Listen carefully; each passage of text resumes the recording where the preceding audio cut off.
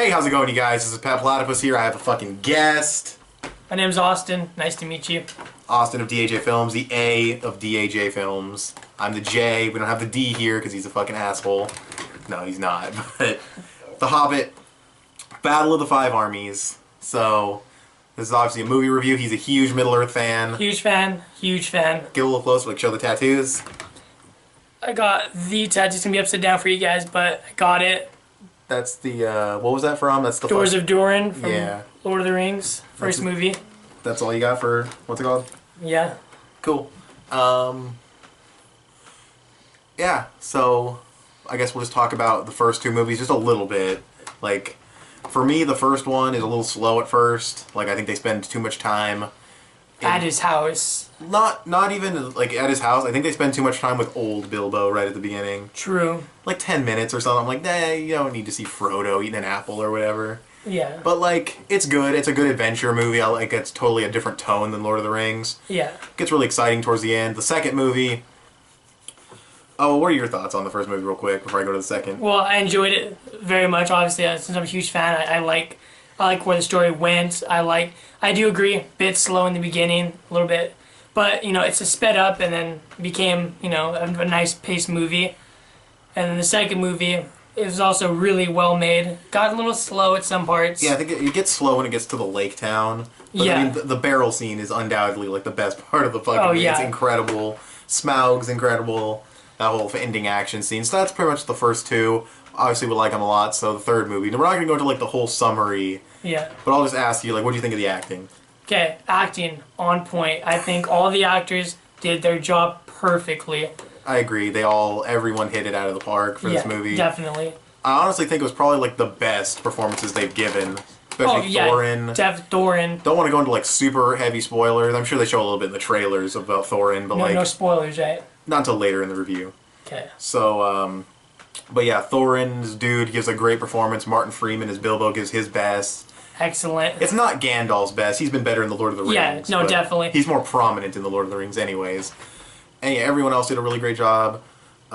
It was so funny seeing Orlando Bloom and Luke Evans together. Oh yeah, when they're side by side, they kept talking to each other. It was the funniest thing because they look like twins. Like if they're brothers. Like if you look at Orlando Bloom in like Pirates of the Caribbean, they have the same mustache. It's hilarious. They look identical. Yeah, it's hilarious. It's hilarious, and they're talking to each other, which makes it funnier. But yeah, that's nothing against our performances. It was just kind of funny. So, what did you think of?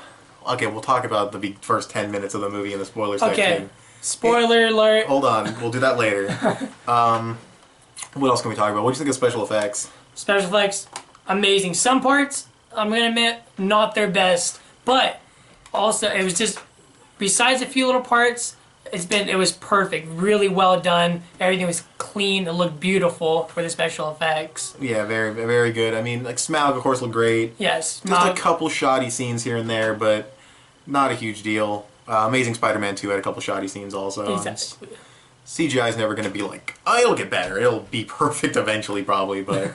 Yeah, seriously. They're getting close, though, with that huge army fighting, and it's pretty much all CGI for the most part. Yeah, I mean, they had a character completely CGI, and it was...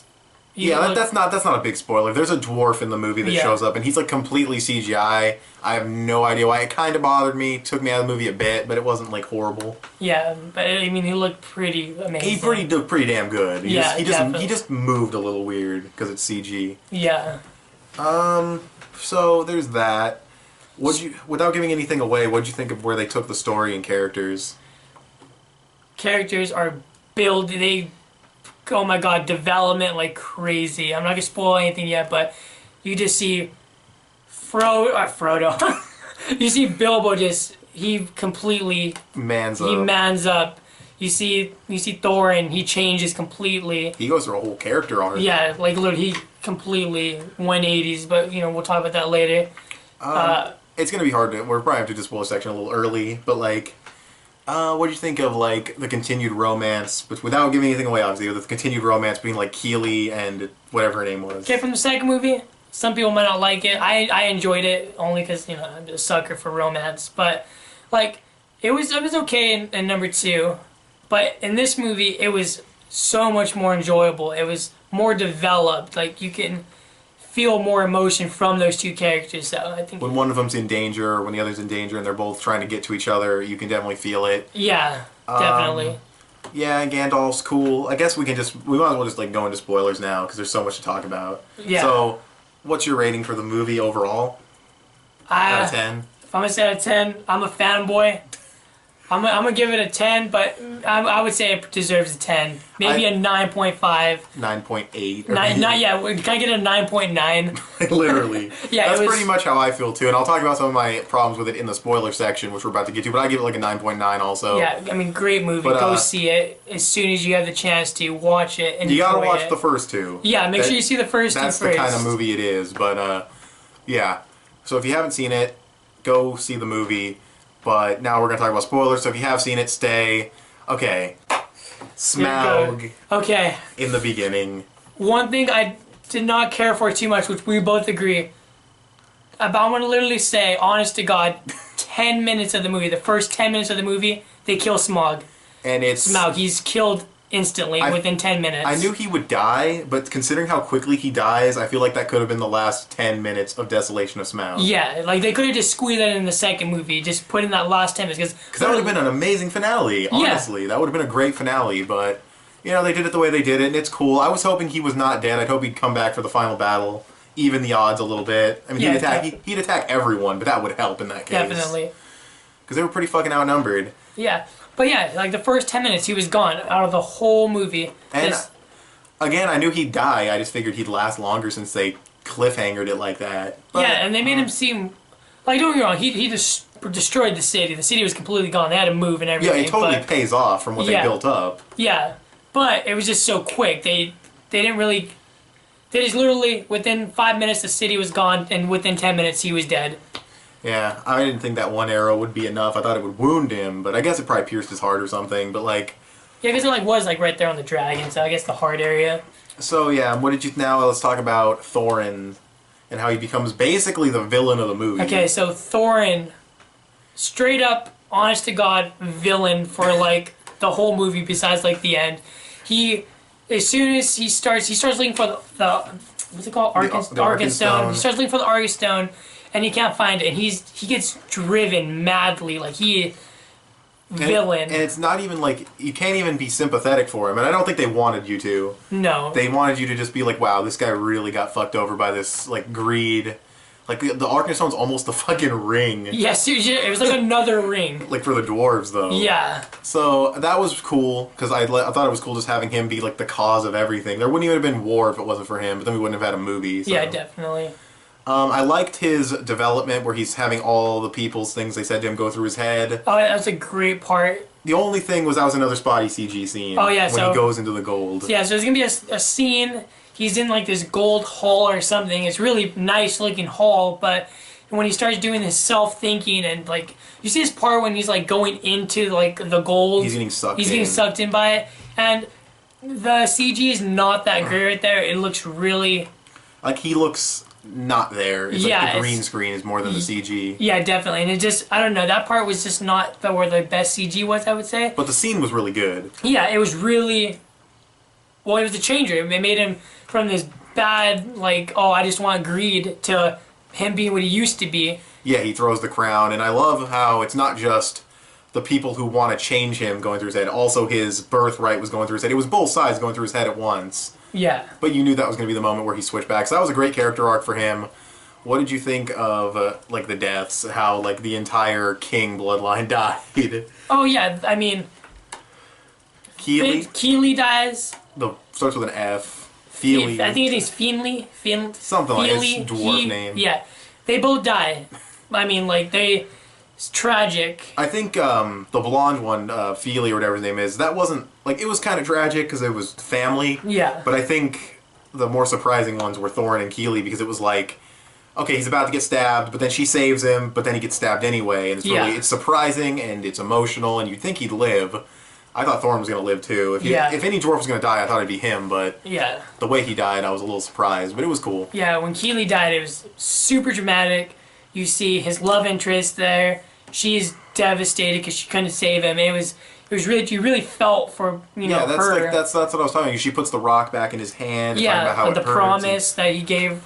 and like, I don't know, it was really well done because it's hard too, because like that's the thing that a lot of people like. It kind of has to do with movies in general. I'm about to say, making a good movie with characters you get attached to, because we both teared up in this movie. Not ashamed to admit, making that happen for an audience is almost impossible. Exactly. When a filmmaker can do it, they achieve something incredible. So when we feel for that romance, which I'm not a huge romance fan, like there's something going. Exactly. He's not the biggest romance fan, but. It hurt. Like, it hurt us seeing them in pain. Like, because he was one of the dwarves that had the most development. Yeah, some of them don't even talk. Exactly. So he was like one of the most talkative dwarves out of the bunch. You could actually feel for his character. You feel for his love interest. And when he died, it was just like, wow, like... he gets saved by her, so you're thinking, okay, well, Thorin's about to drop down, or someone will drop down, some orc will slam into this guy and he'll get saved. But no, he dies, and... I think it's cool to have this kind of character death in the final movie. You need that sense of danger. One more, I guess let's talk about one more negative. I don't know how you completely feel about it. I forget his name. Alfred, the unibrow dude. Oh, yeah. That used to work for the Old Master. I thought they were going to take that character somewhere in the movie. I guess we could have talked about this in the non-spoiler section, but he just goes nowhere in the movie. I thought he was going to, maybe develop something. Grab a sword and maybe fight an orc to save Bart's kids, but he doesn't. He just leaves with a weird tit joke, and then it was really weird. That part was a little bit awkward, but a little bit, I guess, comedy. They wanted to put comedy in a really big moment, but I think they could have done a better job. It was a little too. Yeah, I mean, he never changed. He just stayed this sissy, coward character.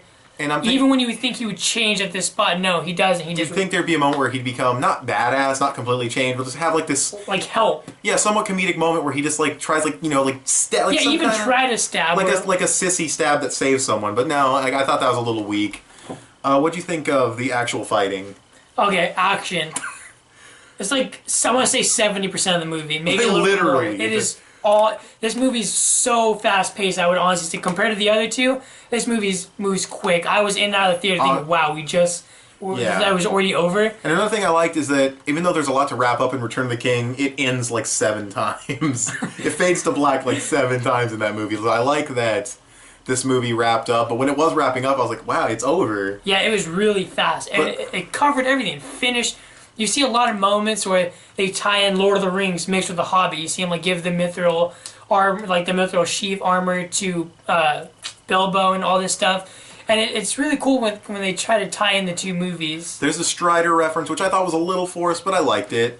Of course, Sauron and Galadriel. That was a really cool Sauron. That was a great battle. I love that little scene. Yeah, it's not even because everyone's going to be talking about the big army fight, but that scene where Saruman and Saruman, fucking Elrond. Yeah, there we go.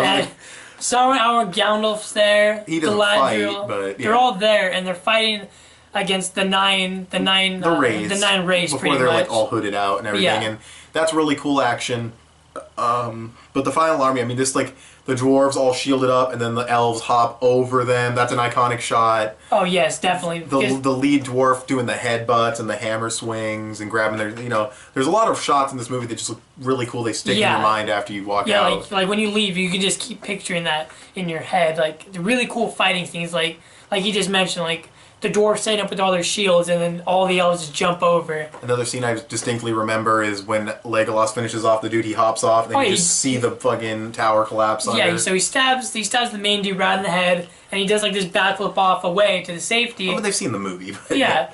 And then it's really cool. You see all of them just fall. You see him and all the bridges fall down. That was a good fight too. I'm not a huge Legolas fan. I think he's my favorite character. Oh yeah, it's his favorite. I'm not a huge. I like his character, but I feel like he's a little too perfect. Like in Lord of the Rings, he takes down a whole fucking elephant by himself. It's whenever he's doing stuff, I don't feel like danger. I feel like he could just fight the whole army by himself half the time. Yeah. But I liked this fight because we already saw in Desolation of Smaug, this dude gave him a bloody nose. Yeah, you saw this sense of danger. This one character, this one orc fought him. This is gonna be the second time he fights him, and both times it's a sense of danger. Because Legolas already got a little bit shaken by him, so. There's more sense of danger. It's a cool fight on the tower. I love when he knocks the tower over just to get there, rams that big troll or whatever that was into it. The trolls look different a lot, so I don't know if it was a troll, but... Yeah, the trolls are completely different than what you see in Lord of the Rings. Their faces are different, yeah, they're more goofy looking, I'd say. Yeah, but not in a bad way, I don't think. Not in a bad way. They're goofy looking. They have big noses and stuff. I like those ones that were lining up towards the. It was like right before Thorin and the other company came out. They had those ones with those badass. Oh yeah, helmets they on. had these cool helmets and they have like these slingshots on their back. Well, you saw the movie, so they have these cool slingshots. And yeah, it's really creative. Cool looking design. And it really felt like Lord of the Rings when they're fighting one orc army and they're already losing, and then there's another one coming. Yeah. That felt very Lord of the Rings. Because they're always getting their asses kicked. Yeah, they always feel that sense of being outnumbered and stuff. And then the Eagles come in, and I'm not a huge fan of the Eagles always saving the day like they do, but it was still cool to watch. Yeah, I mean, you don't even see the Eagles that much. You just see them swoop down, take out like a few little patches of the army. And it looks like, what's his name brought him? Radagast brought him in. Radagast was riding on one, so maybe they came in after, I think there were a couple more animals, too. I think he just brought kind of like animals in. The bear guy from the second Oh, that was cool, too. He showed up for like a brief second. That was really awesome. You just see him like falls out of the sky off an eagle, and then just turns into that bear thing and just takes out like a whole line of them. I think that's the part where I thought there could have been a little bit more. Showing more of them? Yeah, like as soon as they show up, the war kind of ends a little bit after that. I was hoping to see a little bit more of the bear dude taking people out and all that. Yeah. Cool fights in the city. The scene where he goes down he gets on that wagon. Oh yeah, there's a part where there's like a troll gonna go attack They know what we're talking about. Yeah. And it's really cool how he's just going, he's right on it. It's a cool shot of him going down, stabs it right in the, like, whatever. The heart, I guess. Yeah. Really well done, I would say. It's short, but it looked really nice. It was cleanly made. It's a really important character, too. I mean, he's the one who kills... We didn't talk about that, too, the way he lines it up on his son's shoulder. He's the one that killed Smaug.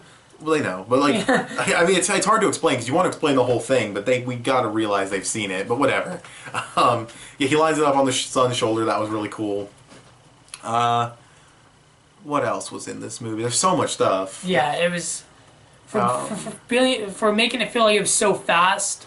I guess it showed everything. I guess we can talk about Bilbo's character development because he mans up a lot more. We see him actually taking out orcs a little bit, at least fighting them. Yeah, he kills. As you said, he kills orcs. He steps up. He's doing stuff. He steps up to Thorin and calls him out on the bullshit. And yeah, I mean, I almost thought he was going to be the one to save because Thorin. The reason why he dies is he takes a shot. Right, he gets stabbed. Yeah, right in like the abdomen area. He gets stabbed. Oh, as you saw, he gets stabbed. I thought Bilbo was going to save him before he got stabbed, but no, he dies, and that was a really sad scene too.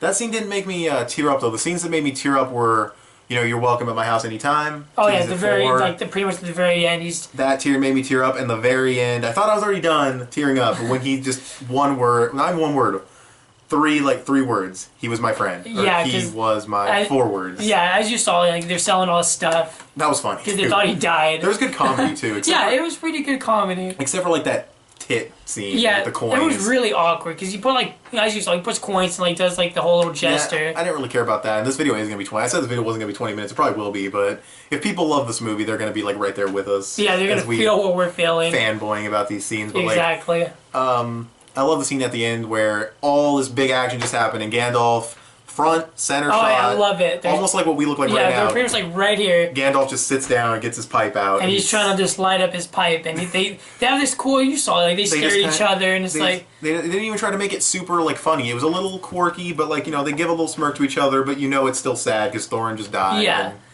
And Gandalf was just trying to, I guess, try to be there for him. And I think it's cool, too, because when Bilbo signed the contract that he shows that guy, he signed it kind of yeah, I want to help, I want to go on an adventure. But when the guy asks him, who did you pledge your loyalty to? And it's it has a whole new meaning by the end.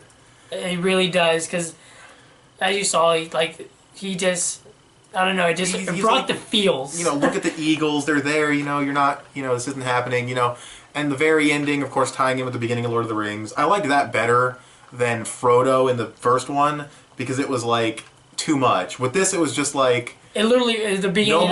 No more visitors. What about an old friend or whatever? Yep, and he's like Gandalf, and you hear the dialogue, and it's quick and it's really nice. It literally lasts a couple seconds, and it was exactly ripped out of the first movie. Like when Frodo walks by, eats the apple. We didn't need that. If he just came up and said, "I'm gonna go meet Gandalf on the road," I would have liked that a little bit better. But that's the first movie. Whatever. Just kind of throwing some stuff out there. Let's see what else happened in this fucking movie.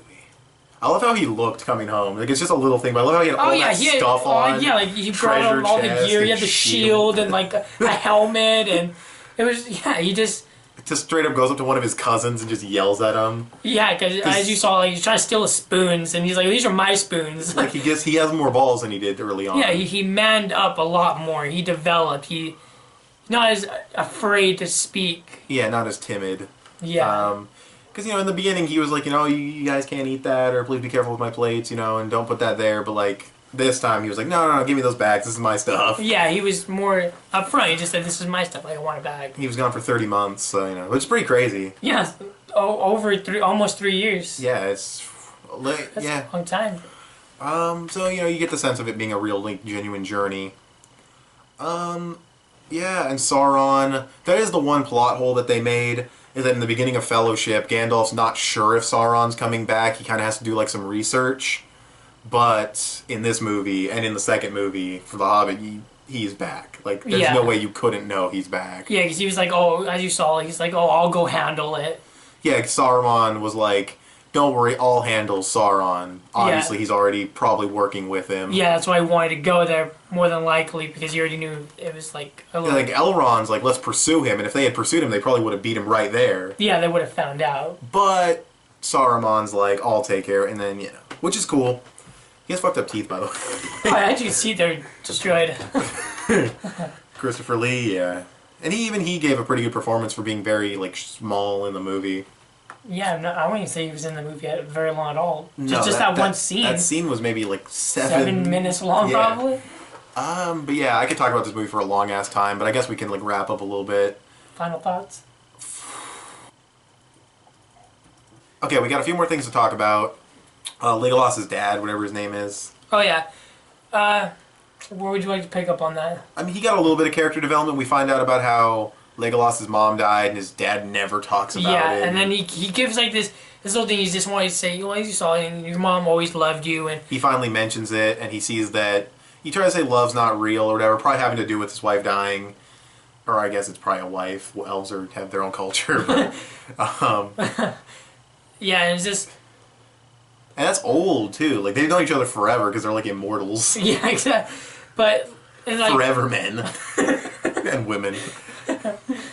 And like I want to go back to one of the deaths. So Keeley, one of his when he dies, and his love interest is there and she's in like all this pain, as you know, and yeah, like you're she's crying. I think I know what you're gonna say. You're gonna talk about how you thought she was gonna tell Legolas's dad to kill her. Like she was saying if this was love, I'm gonna quote it. You already know. Like if this is love, like I don't want to feel it ever again because there's like a lot of pain. And you think that she wants him to kill her. Which I thought that would happen, because it'd be tragic, but it would make sense because you never see her in Lord of the Rings. And she's not in the books at all, but for a filler character, she's actually pretty good. Yeah, I think she was a really good filler character. I liked, I know we were talking about like a tragedy, but go back to action. Okay, action. Legolas's sniper tower moment was pretty badass. Oh yeah, so as you know, Thorin's on the ice, and he's up there just freaking bowing people down. Then he tried to tear down the tower, and he uses that to his advantage. And I like seeing Thorin throw one over, which saves Legolas. Then Thorin's about to get killed. Legolas throws his sword right through the dude's chest. Then he starts using the sword, and the sword is the same sword he found in that cave in An Unexpected Journey. Yep. And I like how you see them help each other out in the middle without even like saying anything, because obviously this doesn't obviously Legolas doesn't really warm up to dwarves until Lord of the Rings. Yeah. With Gimli. But this was kind of like probably like the seeds for that, you know? Yeah, because if you're a Lord of the Rings fan or you've seen the movies or whatever, you know dwarves and elves don't get along because of what happened. So it's really cool when they work together without saying it. They just helped each other out in the mix of this battle, and it was really cool to see because it's like the first steps of maybe trying to. Patch things up between the two of them. And what I admire more about that is that it was totally a call by like the writers and Peter Jackson, because Legolas isn't in the Hobbit book. Yeah. And of course, I mean, I guess we can address that. I mean, yeah, it's different from the book. We both know that and understand that. It's not a good adaptation per se. Yeah, due to those characters that are not in the actual book that are in there. And the Lord of the Rings tie-ins. Yeah. But it's still a great movie. And that's really what a studio's job is. Make a great movie, whether it's a good adaptation or not. That's what it is. I mean, there's going to be the people who don't like it because it's not like the book. And, if that's how you feel, that's fine. That's fine. But you cannot deny it is a great film. You can't. Literally. I mean, yeah, it might not be the truest of adaptations, but it gets pretty much all the main stuff. And neither were the Lord of the Rings movies, too. Yeah, the Lord of the Rings movies. They don't deviate this much. But. Yeah. So, it's not the truest adaptation, but it is a great film. Great acting, great action, great pacing. Especially for this one, like we could say, oh, slow in the beginning for Unexpected, slow in the middle for Desolation. This one was. It was just boom, boom, boom. Like you did one scene, and it wasn't like it wasn't too fast to the point where like you didn't know what was going on, but it was just a nice steady like. Like I suppose, I get what you're saying. Like, you pretty much made your point. I don't want to interrupt, but like I suppose the Smaug scene being here helps the pacing because it would have been a pretty slow beginning without that huge action scene right away. Well, I still think they could have put it in Desolation, but you know. But yeah, that's pretty much everything we wanted to say. We've found a couple more things to talk about, and we talked about them. So, like we said before, it's definitely a 9.9 out of 10 movie. 10 out of 10 for the fanboy side. Yeah, definitely. You know, it brings in the feels. It's a really good closing. I'm glad they didn't have to tie up like 5,000 loose ends like Return of the King did. Yeah. Where it fades every time. So, yeah. Overall thoughts on the trilogy? For just The Hobbit? Just The Hobbit. I think it is incredible. I think when you watch them all, it's amazing. I think, like we were talking about it earlier, like we think they're better made than the Lord of the Rings movies. And I'll clarify that. We don't think they're better. Like, we like Lord of the Rings better. Yes, for the most important parts of a story. The story itself, the plot, and the characters. That's better in Lord of the Rings for us. But I think the action, the way he utilizes the special effects, not even just how they look, so obviously that's better after the years, but like... Just use it. Like, the way the action's choreographed, the acting, the humor. I think it's a better made film with better directing and like acting, but that's the technical aspect. Yeah. A better made, like you could say any movie's technically better made, but it's not doesn't mean you like it because the characters and the story are what Lord of the Rings really has going for it. Yeah. Because you got characters like Gollum, which is barely in these movies. Yeah. And that's no knock on these movies. I'm just saying, you know, it has characters over it. You've got the character development between Gimli and Legolas. You've got Frodo, who's, he mans up slightly. But Samwise Gamgee is just great. You know, Gandalf does more. So it's the story and the characters for Lord of the Rings, but I think these are better made, and it makes sense because Peter Jackson is obviously going to get better as he continues. He's made movies before Lord of the Rings, but those were like his... That goes without saying, those were his put his name on the map movies. So yeah, that's pretty much all we have to say. So yeah, overall thoughts on the trilogy, just to like sum up. I like the Lord of the Rings trilogy better. You do too. Yeah, we like the Lord of the Rings better, but we think these are just better made. From a technical aspect. Yeah, from technically. So like honestly, if the Lord of the Rings movies were remade, same cast, but oh my god, same cast, same script, same sets, just this new way of taking shot for shot, but with his newer style. Oh my. They would have been, oh my god, it would have been done. 15 Oscars for Return of the King. Yeah, exactly. Like, they would have to make up new awards. Right, like, that'd be insane, but it'll never happen, but it's fun to fantasize. Yeah. Anyways, enough sweaty nerd talk. Yeah, sorry, I gotta wipe this nerd off. Long enough video as it is, so thanks for watching this video. Thank you. Tell us what you guys thought of the Desolation of Smaug, or not, Battle of the Five Armies. Battle of the Five Armies. Battle of the Five Armies in the comments below. Follow me on Instagram. You want them to follow you on Instagram? You can follow me on Instagram at Austin Morales 3607. If you remember, he'll put a link in the description. Yeah, and I'll be in more videos. We might. Can I spoil what we might be doing? What? About the news topics. Okay, yeah, we're gonna try and do like a. Yeah, you can say it. It was your idea. So I came up with an idea, like maybe once a week, maybe twice, depending on what our schedules are gonna be.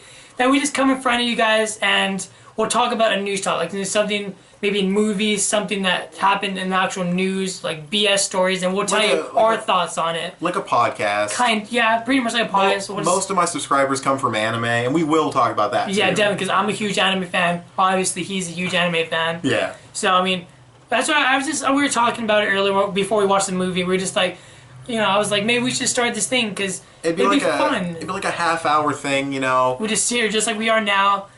But we'll just be talking about a bunch of random stuff. We'll probably pick like 2 to 3 topics. And you don't have to just stare at us. Throw in some pictures. Yeah. If we need to use the footage to better talk about what we're talking about, we'll throw in the footage. Yeah. No like copyrighted music or anything, but like, Yeah, so it's the plan. But so and yeah, that's pretty much what we want to do. And we're like, a half hour, not like 2 hour crazy shit. And maybe if I get more subscribers and you guys dig this kind of thing. So yeah, we're thinking about that. And of course the Christmas video we're going to start filming tomorrow. Yeah, tomorrow we're going to start filming that. And it should be up before Christmas, maybe Christmas Day, depending. That'd be the best day to upload it, but maybe a little bit before, because a lot of people are going to be doing stuff with their family on Christmas. Exactly. So I might want to upload a Christmas video like the day before on Christmas Eve. So yeah, that's everything. We already said, thanks for watching and everything. So we will talk to you guys later. Bye.